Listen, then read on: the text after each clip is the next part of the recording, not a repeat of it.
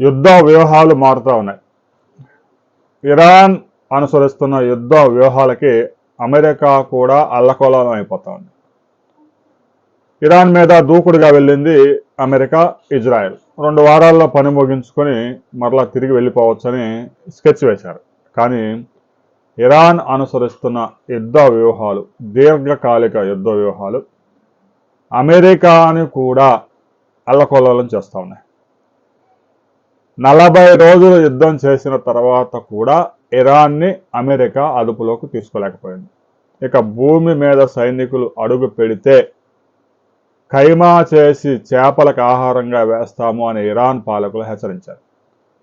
ఇరాన్లో కీలకమైన నేతలను మట్టుబెడితే ఇక ఇరాన్ పని అయిపోతుందని అమెరికా భావించింది. కానీ ఇరాన్ అనుసరించిన విధానం, ఒక నేత చనిపోయినా కూడా అక్కడ పరిస్థితులన్నీ ఆగిపోకూడదు.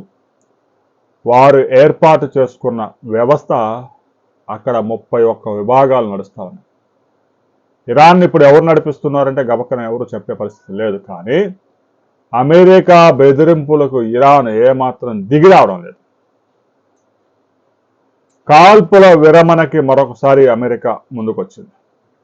ఇరాన్ మాత్రం షరతుల మీద షరతులు పెడతానే ఉంది. 25 లక్షల కోట్ల రూపాయల నష్టం వాటిల్లింది దాడుల కారణంగా. ఆ నష్టాన్ని భర్తీ చేస్తేనే మీతో చర్చలు జరుపుతామనే షరతు పెట్టింది. ఇక హార్ముజ్ జలసంధిని ఎట్టి పరిస్థితుల్లో విడిచే ప్రసక్తే లేదు అనే విషయాన్ని కూడా ఇరాన్ స్పష్టం చేసింది.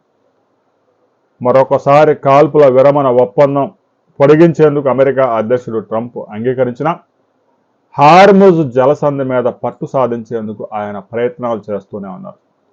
కాల్పుల విరమణ సుదీర్ఘకాలం కొనసాగితే అమెరికా నుంచి పెద్ద ఎత్తున ఆయుధాలు తీసుకొచ్చి మరొకసారి దాడి చేస్తామని కూడా హెచ్చరిస్తున్నాడు.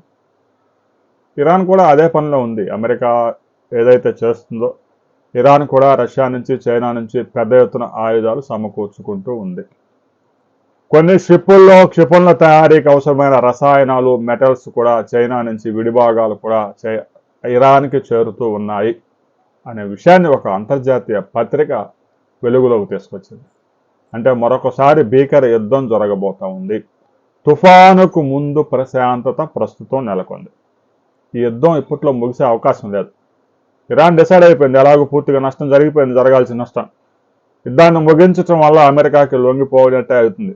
అందువల్ల ఇరాన్ ఈ యుద్ధాన్ని సుదీర్ఘకాలం లాగాలని చూస్తూ ఉంది. ఆఫ్ఘనిస్తాన్లో అమెరికా ఎలాగైతే 12 లక్షల కోట్ల రూపాయలు ఖర్చు చేసి అక్కడ ఏమీ సాధించకుండానే 20,000 అమెరికా సైనికుల శవాలను తీసుకొని వెనక్కి తిరిగి వెళ్ళిపోయింది. ఇరాన్ యుద్ధంలో కూడా అదే జరగబోతా ఉంది. సముద్రంలో నుంచి, ఇజ్రాయెల్ నుంచి, ఇక ఖతర్ నుంచి, అమెరికా బేస్ క్యాంపుల నుంచి క్షిపణులతో దాడులు చేసినంత కాలం బాగానే ఉంటుంది. ఇరాన్లో గనక అమెరికా సైనికుడు అడుగు పెడితే, దిగితే పరిస్థితులు ఒకసారిగా మారిపోతాయి. ఆఫ్ఘనిస్తాన్లో ఎలాంటి శృంగభంగం జరిగిందో ఇరాన్లో కూడా అమెరికా, ఇజ్రాయెల్కి అలాంటి శృంగభంగమే జరగబోతా ఉంది. ఈ యుద్ధం ఇప్పట్లో ముగిసే అవకాశం లేదు. ఇరాన్ యుద్ధాన్ని ముగించడానికి ముందుకు రావడం లేదు.